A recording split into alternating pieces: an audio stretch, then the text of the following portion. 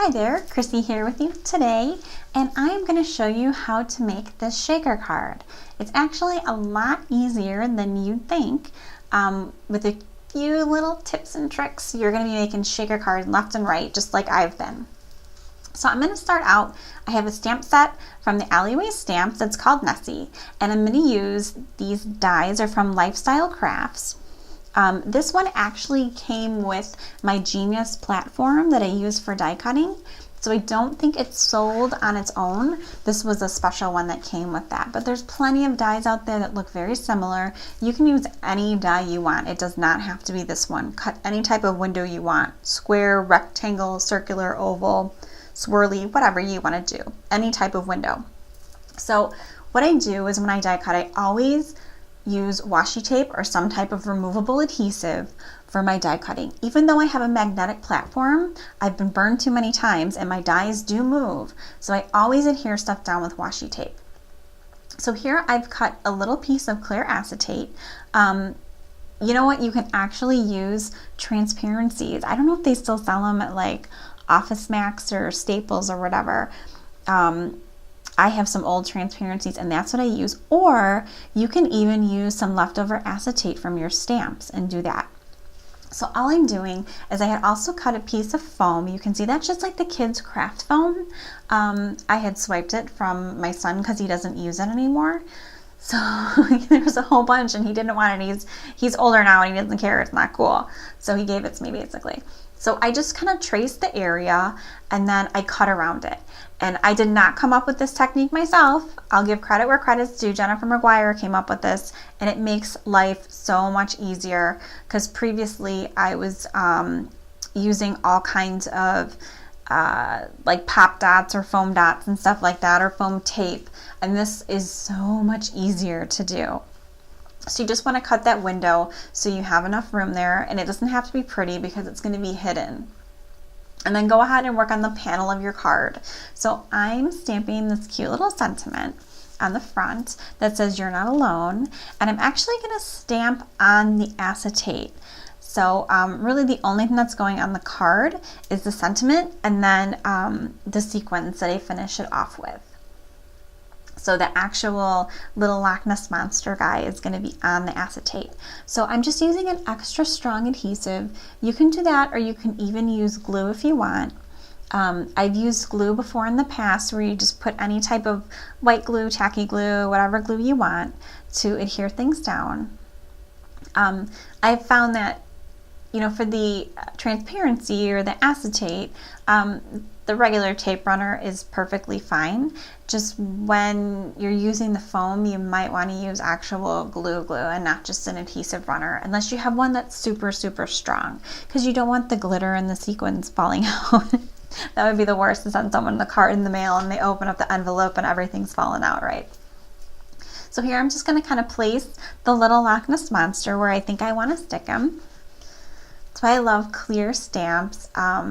This one I got is from the Alleyway Stamps. It's called Nessie, and I love my clear stamps because I can see what I'm doing, because I am famous for having to redo a card like 4 times because I put stuff in the wrong spot. So I'm using StazOn ink. I just tested it first to make sure it looked okay.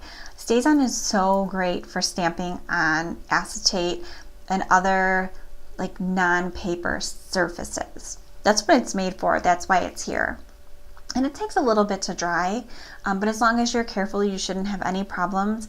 And I mean, it took maybe 45 minutes and I kept going back and like checking it, you know, like when your nails are wet and you have to keep checking to see if they're still tacky. I kept doing it with this. I did use the heat gun a little bit just to kind of speed up the process.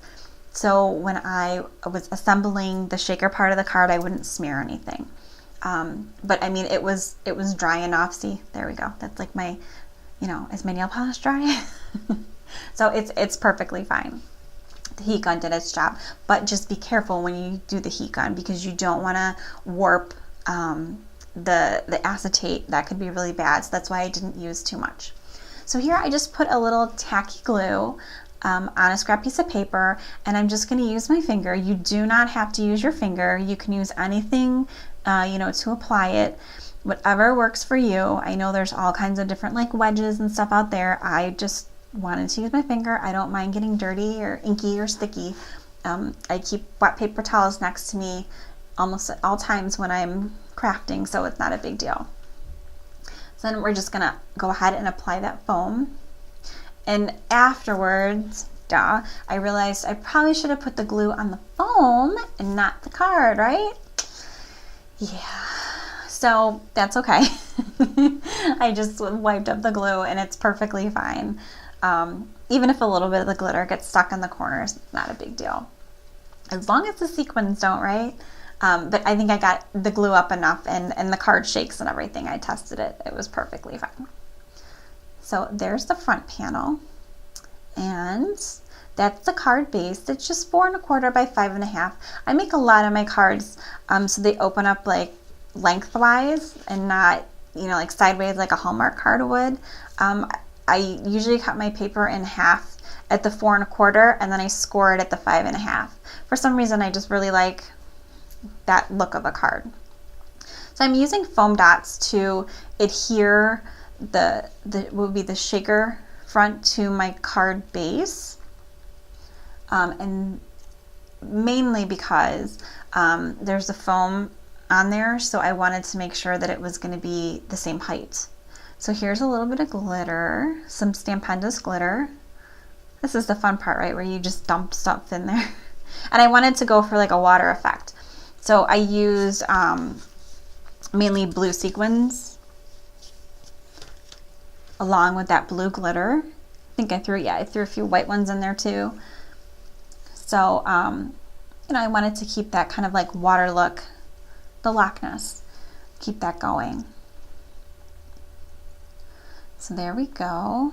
And then I'm gonna put more glue there because I don't want to put the foam dots there, right? Because that would make it higher. So, and it also wouldn't have everything, it wouldn't have everything stick, your sequins and glitter would come out. So you want to make sure that you have enough glue around the area where your sequins and the contents of inside your shaker are in there and that they're not going to fall out.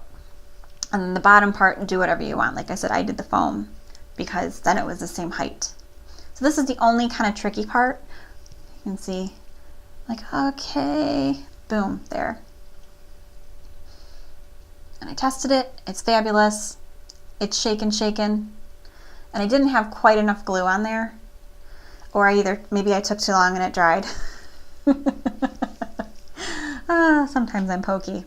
And even here you can kind of see it was buckling for some reason. So I just added a little more glue later on and it was fine. So now I'm going to keep this card pretty simple. More glue. You can see some of the glitter was coming out there, so I had to get more glue in there. I just don't think I put enough on the first time. I think it was just too thin of a layer because that foam is a little bit thicker. You want to make sure that you have enough glue. So I'm going to keep this really simple. I just added a few sequins to the front because I want the star of the show to be that shaker, the centerpiece of the card. I don't want other stuff taking away from it in there. So just adding a few green sequins. These sequins are from Lawn Fawn, by the way. Love their sequins. There we go. And I'm just using some Zots. They're the perfect size for sequins. You can use glue, whatever you want. I just usually use Zots when I put my sequins on. And here's the finished card. I hope you like it. Thanks.